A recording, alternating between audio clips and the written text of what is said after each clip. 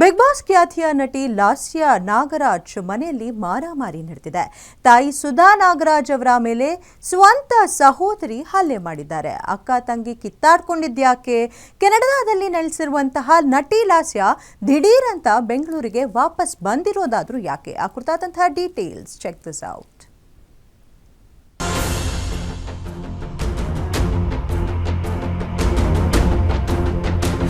ಕನ್ನಡ ನಟಿ Bigg boss ಸ್ಪರ್ಧೆ ಲಾಸ್ಯಾ ನಾಗರಾಜ್ ಅವರ ತಾಯಿ ಮೇಲೆ ಹಲ್ಲೆ ನಡೆದಿದೆ. ಹಲ್ಲೆ ಮಾಡಿರೋದು ಸ್ವತಃ ಲಾಸ್ಯಾ ಚಿಕ್ಕಮ್ಮ ಮಂಗಳಾ ಶಶಿಧರ್.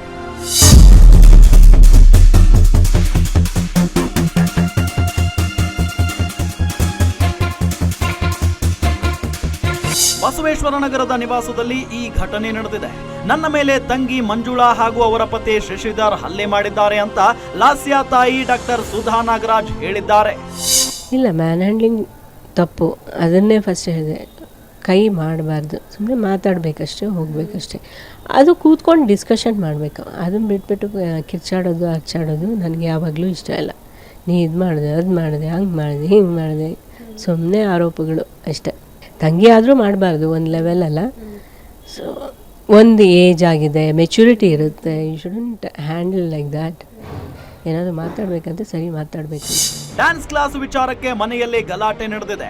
ಈ ವೇಳೆ ಸುಧಾ ಜೊತೆ ಮಂಗಳಾ ಕಿರಿಕ್ ತೆಗೆದಿದ್ದಾರೆ. ಒಂದೇ ಕಟ್ಟಡದ ಬೇರೆ ಬೇರೆ ಅಂತಸ್ತಿನಲ್ಲಿ ಅಕ್ಕ ತಂಗಿ ಫ್ಯಾಮಿಲಿ ವಾಸ ಮಾಡ್ತಿದ್ರು. ಕೆಳ ಮಹಡಿಯಲ್ಲಿ ಮಂಗಳಾ ಕುಟುಂಬ ಇದ್ರೆ ಮೇಲಿನ ಮಹಡಿಯಲ್ಲಿ ಲಾಸ್ಯಾ ನಾಗರಾಜ್ ಕುಟುಂಬ ಇದೆ. ಲಾಸ್ಯಾ ತಾಯಿ ಸುಧಾ ಕ್ಲಾಸಿಕಲ್ ಡ್ಯಾನ್ಸರ್ ಆಗಿದ್ದು ಗ್ರೌಂಡ್ ಫ್ಲೋರ್ ಪಾರ್ಕಿಂಗ್ ಜಾಗದಲ್ಲಿ ಡ್ಯಾನ್ಸ್ ಕ್ಲಾಸ್ ನಡೆಸುತ್ತಿದ್ದಾರೆ. ಇದೇ ಕಾರಣಕ್ಕೆ ಸುಧಾ ಹಾಗೂ ಮಂಗಳಾ ಇಬ್ಬರ ನಡುವೆ ಪದೇ ಪದೇ ಜಗಳ ನಡೆಯುತ್ತಿತ್ತು.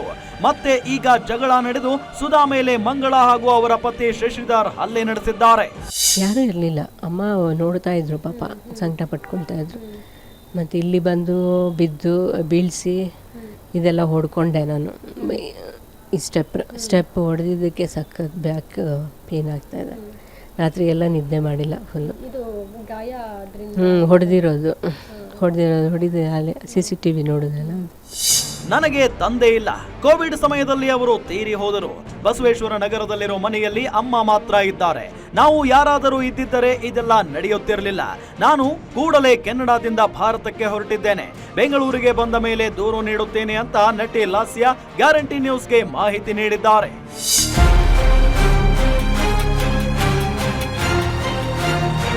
ಘಟನೆಯ CCTV ಫುಟೇಜ್ ವೈರಲ್ ಆಗಿದೆ.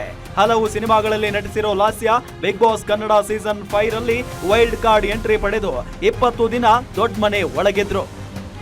Cinema bureau, guarantee news.